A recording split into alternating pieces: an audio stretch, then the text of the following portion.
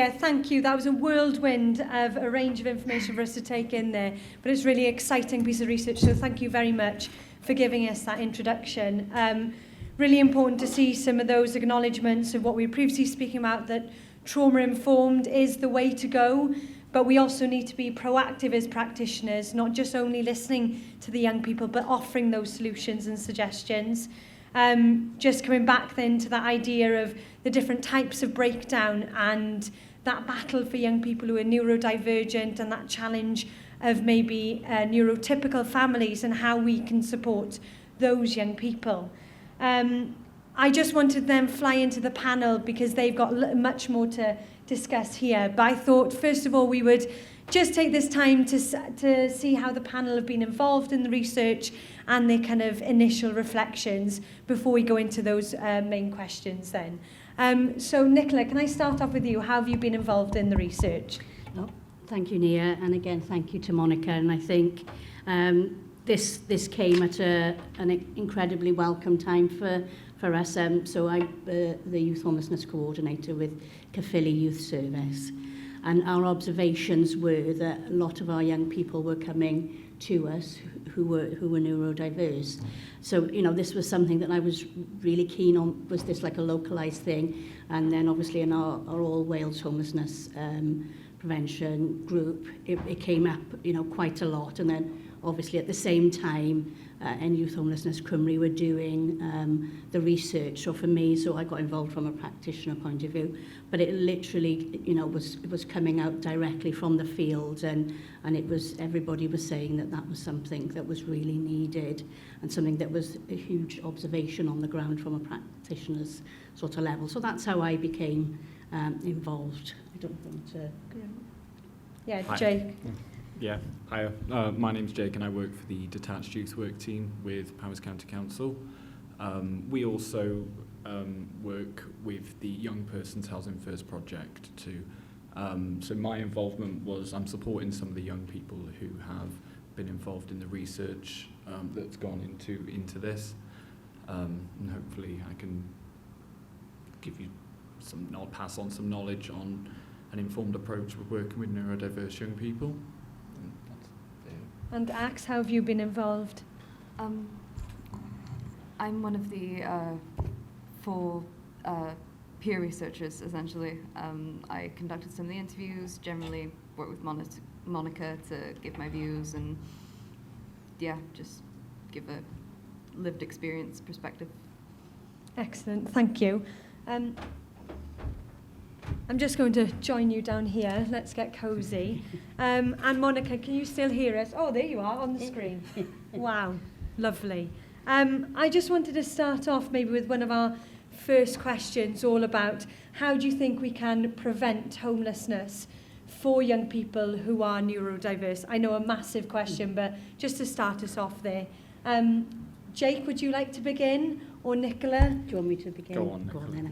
I obviously, and I'm going to leave this one for you, Housing First for Youth is something that's going to be really key going forward for Wales, and I'm really interested in like what Finland's going to be talking about this afternoon. I'm hoping there's going to be some information there, but I won't go into that because I think that's, you know, really going to be your discussion, because you're actually delivering in that now in Powys. So, but for me, it's all about keeping people within their homes, so upstream, really early intervention work, making sure that we give the young people and the family support so that young people can stay at home in the first place. That for me is really, really important, that we do that. I think it's going to be looking at things like smaller, bespoke, supported housing, supported temporary, something, you know, not putting young people in larger areas, even looking at alternatives around things around maybe something like family hosting and stuff like that, so that it's a more friendly environment. So there's a lot of good practice out there, and I think, you know, some of those things are really key. But, you know, just practically, some of the most important thing that we found is that young people don't always talk about, you know, that they are neurodiverse. So, you know, that you might have a disability box that you're asking, they might never ever tick that box. So, so it's about how we ask those questions. So we're really very, very specific now that we're asking, and then how is the best way that they communicated. So just, on a simple, practical level, it's things like if somebody has a letter that they have to come to appointment, well that they're not going to meet that appointment. So it's about us actually maybe putting in small things in place of setting reminders. If you've got to go to the housing on this date, you need to go to your doctors on that date. A little reminder setting with text. Young people don't always understand in the letters, and I know our colleagues in Pembrokeshire have an excellent model where they use so they'll have a letter, you scan it, and then it gives a young person friendly way of what that actually letter. So it was like different letters from housing. Obviously, it has to be legally, but it just explains how in a young person-friendly manner. So it's just looking at small, simple, practical ways that can be done around things like that. And maybe I can ask Ax then, have you found anything that, with you and your other peer researchers, that has worked well in your experience for you? In maybe supporting you along your journey or accessing different types of support services? So in terms of accessing support,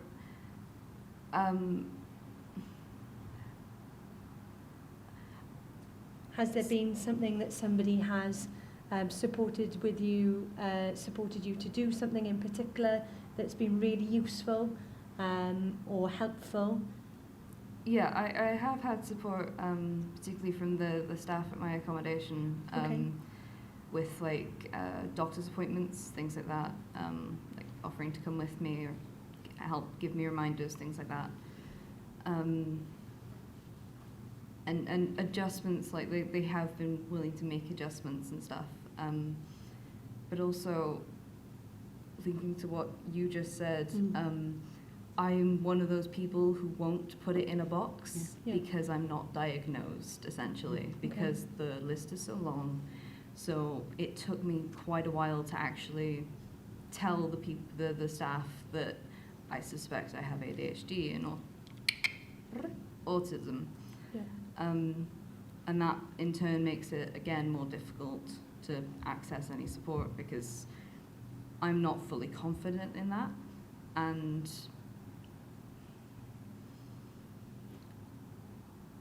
if I'm not fully willing to say I need this, it's very rare that someone will offer it to me. It's very rare that someone will say, hey, would this be useful to you, unless I ask for it. And a lot of the times I don't know what to ask for, essentially. I don't know what's on offer. I'm in college now and I've only just learned about rest breaks are an option within exams. Like that sort of, the accessibility, if it's there, I'm rarely told about it in advance. And that needs to change, basically.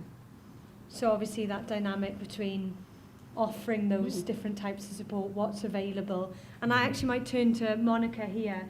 Is there anything in the research or in the different conversations you've had with practitioners of any good practice or some of those challenges that have come across in terms of being proactive in supporting young people and giving those solutions to overcome those challenges, being a neurodiverse young person?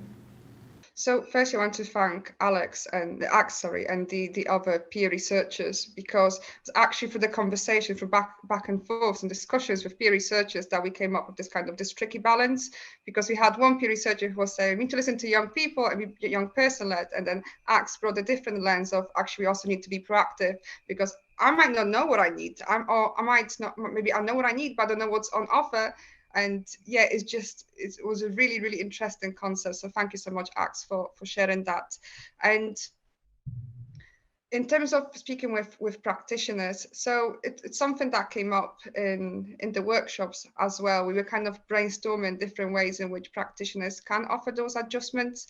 And I think it's just an ongoing work, and it's very much based on an individual basis. It pretty much depends on the practitioner whether they're more proactive or not. In terms of some of the adjustments, it was regarding communication, how we communicate with young people. For example, kind of just being aware of the different triggers of the young person. So, for example, we had one young person in our interviews who was getting really triggered by knocking, and that was something that had to be communicated and changed.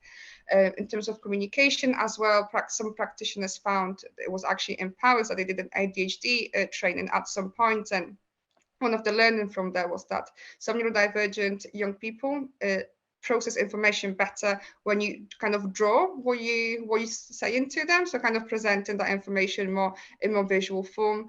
So yeah, it's just kind of thinking more holistically and thinking about the different ways in which young people might absorb information, might process information, and making sure that we have an array of different tools and different mediums in which we can present information and offer support. Yeah, of course. Thank you, Monica. I just wanted to turn to Jake, because we were just speaking about that wraparound support and that holistic point of view then of those particulars about adjustments, but wider than that in terms of housing more generally. Maybe you can speak to us about the Housing First initiative and how you as an organisation have brought that in Powys. So Housing First in Powys came about, I think it was fully established in 2019, and it was Kirsty Pringle who was leading that at the time. She's currently off on maternity leave. So I joined the team also in 2019, so the service was very new. It was very just at the point of being established, really. But what we were finding was a lot of our presentations were young people who were neurodiverse. And that's where we kind of really started looking at why are we getting so many presentations of young people who are neurodiverse? What are we missing? What have we missed? And what can we do as practitioners to incorporate a model where we are trauma-informed? So in doing that, we've been able to pull together so many different professionals, from police, probation, we've got the mental health team involved, we've had GPs, we've had so many services that have come together and pulled together around meetings and conferences, and we've essentially established an equal table where we're all able to actually sit and discuss individual cases of young people who've presented and how they've presented and what we need to do as professionals in order to support them best. And I've lost my train of thought. And are there any maybe examples of the Housing First initiatives that have already been developed that have worked well for neurodivergent young people, and also then some of the challenges that you've faced in developing that? So in terms of neurodivergent young people, one of the biggest challenges we have with one specific young person was actually accessing the support and getting them the support that they needed in order to succeed and sustain a tenancy. And we had battles and battles with children's services and then adult services as they turned 18 in order to get them something known as direct payments, in order to get adequate support in the household, in order for them to have the right support and to have the right prompts in order to do things. So one of the young people on our project, they really struggled with keeping an environment, as I would see it, as you guys would see it, as clean. And when we actually sat them down and broadened that conversation with them, their idea as organised and clean was having a dining room table in their living room and just completely having all their paperwork on that table. And in doing that, they knew where that paperwork was. They had everything organised. However, to their mum, to me, you know, it was a challenge for me to get my head around that, because we kept prompting them, maybe clean it up a little bit, and they'd say, no, this is my organised chaos, as they refer to it. So there's been a lot of challenges within internal challenges and challenging my practice, and also colleagues' practice within adapting the Housing First approach. But this young person knew where everything was. That room was clean to them. And it's just little things like that. So when we've accessed services, we've had to inform them that don't go in there with this prejudiced approach. Don't go in there making your own assumptions. Ask questions, get to know that young person, and they will tell you what they want and what they need. Excellent, thank you. And obviously that's about being, obviously our knowledge and understanding of this, and maybe being particular in terms of the training involved on the other side of it, for you to be able to feed in and to give that specific service. I actually wanted to bring in you guys of the audience. You didn't just want to listen to us all morning into the afternoon. Are there any questions in the audience for us, for any of the panellists here? Hiya, I'm a lead Shelter Cymru's Housing Law Advice Helpline, and in particular there may be struggles for access for those who have neurodiversity. I'm just wondering, all of you have picked up that many people may not tick that disability box.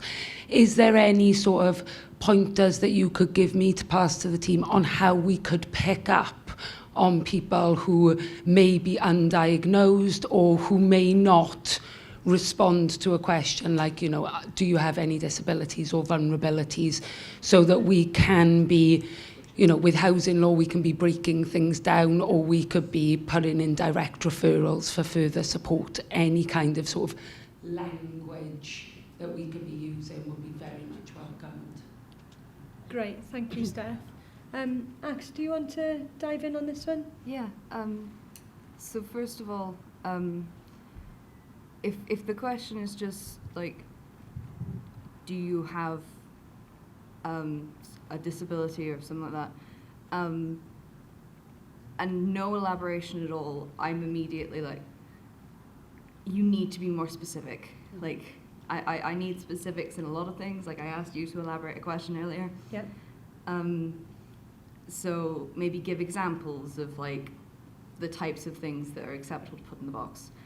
Also consider, is that actually the question that needs to be asked, or are you looking for like the symptoms essentially? Like why are you asking what do you have? Because to take ADHD, there are sort of two main ways it presents. There's the hyperactive symptoms and the inattentive symptoms. And I personally present a lot of the inattentive ones, whereas I know someone who's like massively, like the hyperactive ones, really social and stuff. And we each have very different support needs. So potentially you're actually looking for, I don't know, do you struggle with remembering appointments, things like that?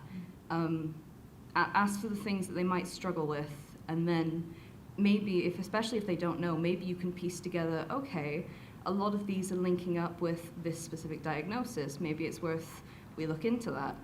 Or sometimes it's just, okay, we can help you with this. And it's just offering, the name, the diagnosis isn't as important as what it means, basically. Yeah, yeah, that was excellent. So I think ask, but also don't expect them to have a diagnosis. I think that's really, really important, because I think we're in particularly if young people have come through the education system where getting a diagnosis is key. A lot of those young people won't have a diagnosis, or it could take 2 years for that diagnosis to come into being. So, for example, the DWP, which is really weird, like their youth access, you don't have to have, access to work grant. You don't have to have a formal diagnosis for neurodiversity. They will treat you as, even if you haven't got a formalised diagnosis. So, you can still get access to support through things like that. So I think you have to do things like that. You have to ask around things like, what could we do that could make you engage better with us?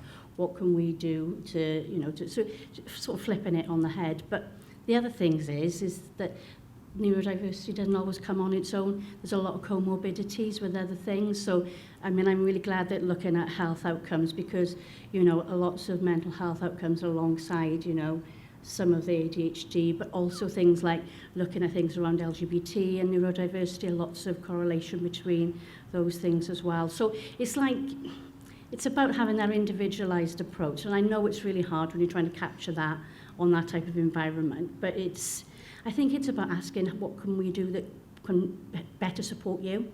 It's flipping it around that sort of way. I just, on a note then, obviously we're speaking about how we should be doing this, but has anybody in the audience got any examples, or Monica from the research, about any training or anything that they've been given that's been really useful in having these first conversations about a range of disabilities? Yeah? Great. This is to do with a comment actually, but to answer that one first, Dr. Amanda Kirby is fantastic at accessible training. She's neurodiverse herself. She's a professor in brains. She's a GP as well. She's worked in homelessness, but she's got ADHD and everything else besides. Her family are very neurodiverse because of the inheritance, you know. Very down to earth at every level. So definitely Professor Amanda Kirby, and we work very closely with her, you know. So yeah, she's fab. Yeah. Do you want my question now? I'm just going to dive into Monica, then I'll come back to you if that's okay. Monica, anything in terms of practitioners relating back to that training that's been useful?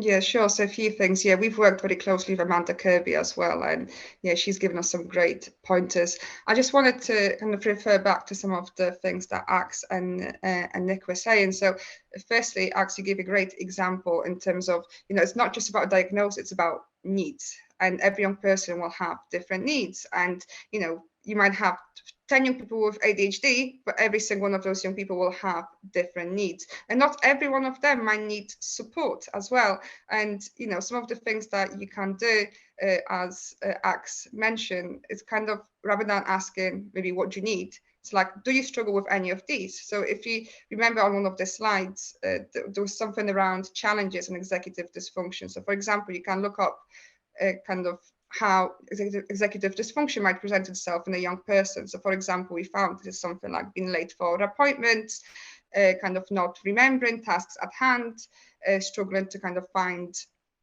maybe a place where you're meant to get support, etc. So if you have a list of particular challenges that young people might experience, which are kind of a bit more tangible and there's more of a description to them, I think it's a lot easier for young people to kind of describe and answer that question, because not every young person will know, well, do I have an executive dysfunction? But if you ask them, do you ever struggle to be on time for appointments, or do you ever miss appointments, that might be actually more relevant to the young person.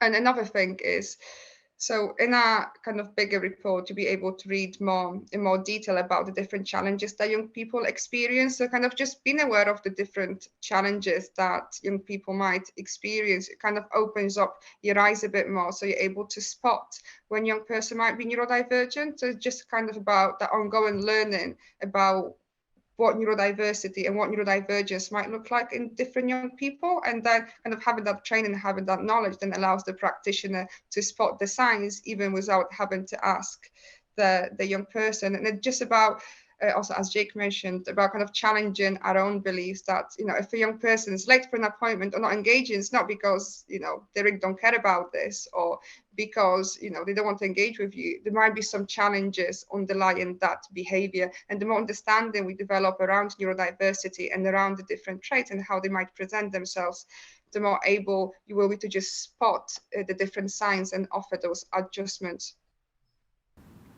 Okay, thank you, Monica. I'm aware of the time. Should we go to a question over here, and then anybody else with questions? Okay, great. In the back first then. Yeah, okay, first of all, round of applause to the panel. I'm peer-led, and this is music to my ears anyway. And well done, Ax, as well, for even getting to college. So I'm the only neurotypical person in a family of 4 in our house. So my daughter's got diagnosed, it took 6 years, and that's with 2 parents who are restorative. Genuinely, she wanted to leave at 16 because we both had enough of each other by then, and not knowing the diagnosis in the other sibling. So I get you. I'm well done.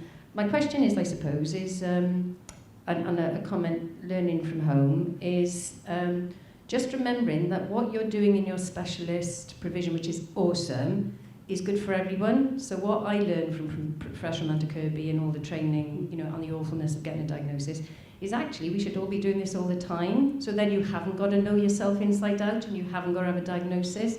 They're actually, the good communication for neurodiversity is good communication for every young person. So I'd love to see this a universal approach for everyone. Assume difference. Assume you don't understand the word I'm talking about, because we talk jargon anyway. And the other thing for you, Ax, what I've learned from my daughter, is women present differently. So it's gendered.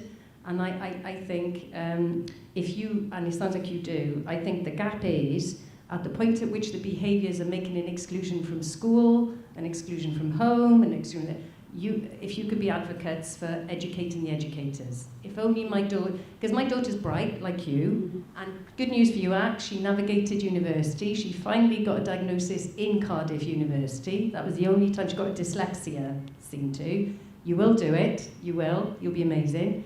What am I saying?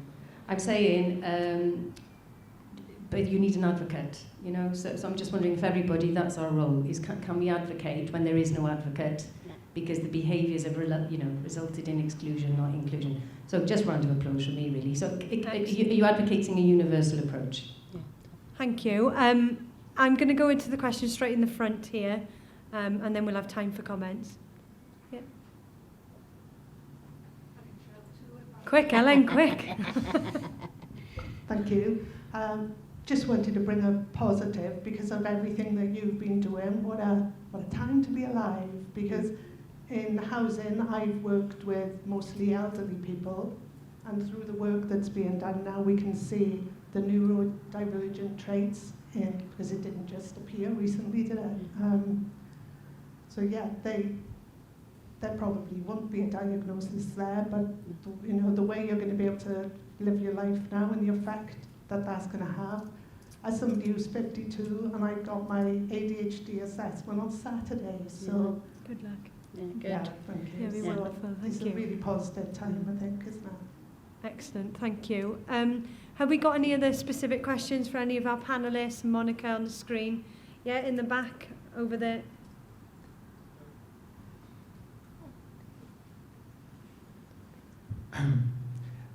So I just wanted to ask around the idea around, so you mentioned around the idea of having those kind of relational kind of elements to our work and such, where we get to know the young people. I was just kind of curious around the fact that sometimes those environments with housing options and things like that can sometimes not always foster that. So I was kind of wondering what your thoughts were around solidarity, so about being actually with people making presentations, because it's something that we don't often do as housing or caseworkers, but I'm mindful around the idea that that might be an accessible issue that we need to be more mindful of around providing that kind of advocacy, if that makes sense. So the question focusing on solidarity and any examples of where you as a practitioner can... Sorry, I'll just, it's a lot easier to say it where I can't hear myself. That's fine. Yes, true. It's quite intense. I was just curious around whether the benefits of actually attending with people when you're present. Fine, yeah.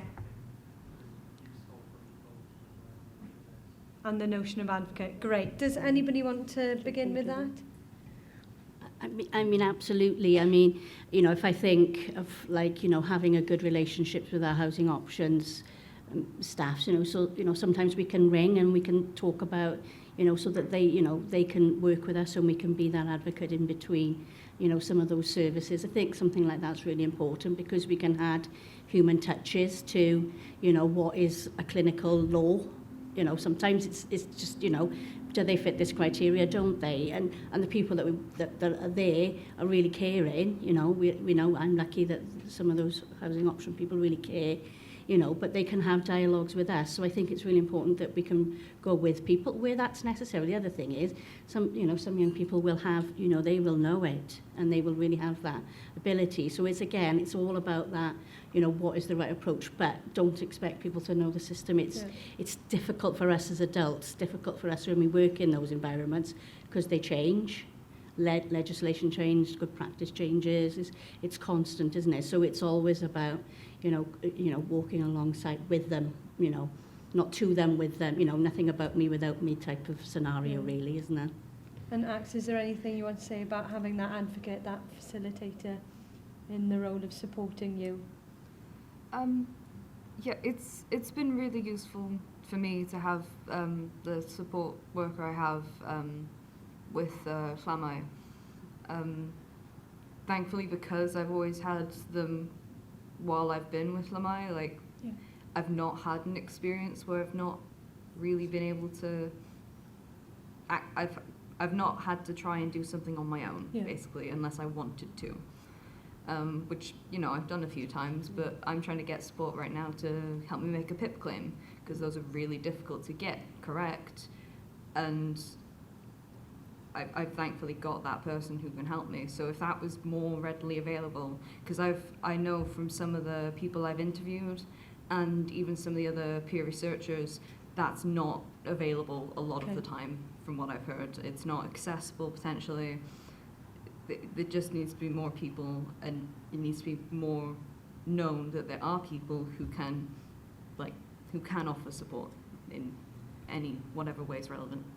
Excellent, thank you. I am aware of the time and you probably all would like lunch.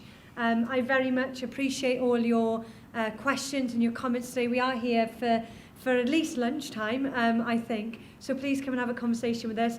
Thank you, Monica, for bringing this all together and bringing me involved in the conversation. So diolch yn fawr iawn, and to our excellent panellists. Diolch yn fawr.